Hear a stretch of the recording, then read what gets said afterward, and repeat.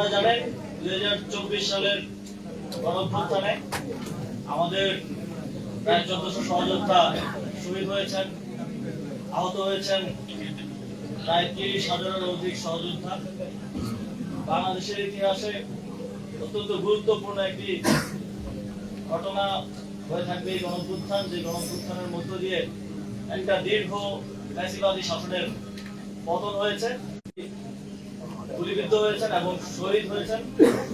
আমি মনে করি যে এই সময় জুলাই গণঅভ্যুত্থানের সকল শক্তিকে ঐক্যবদ্ধ থাকা এবং ঐক্যবদ্ধ রাখা সমানভাবে গুরুত্বপূর্ণ।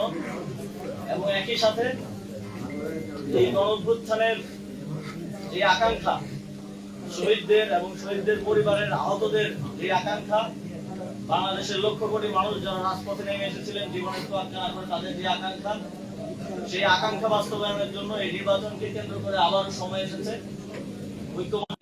আমার একজনের সংসদে যাওয়ার থেকে আমাদের জুলাই গণঅভ্যুত্থানের সহযোদ্ধাদের আরো অসংখ্য সংখ্যায় সংসদে যাওয়ার ক্ষেত্রে যদি আমি অবদান রাখতে পারি, আমার দায়িত্ব যথাযথভাবে পালন করতে পারি, তাহলে এর থেকে বড় সাফল্য আর কিছু হতে পারে না।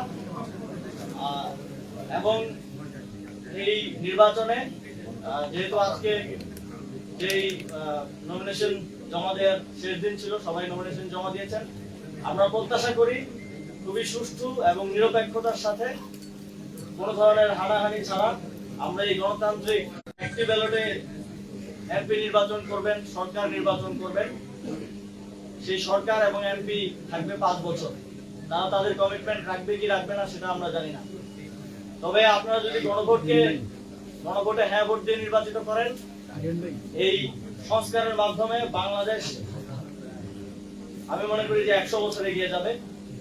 এবং একই সাথে আমি আমার যে দায়িত্ব পেয়েছি দলের পক্ষ থেকে, হ্যাঁ ভোটকে জয়যুক্ত করার জন্য জাতীয় নাগরিক পার্টির পক্ষ থেকে আমরা আমাদের সর্বোচ্চ চেষ্টা করে যাব।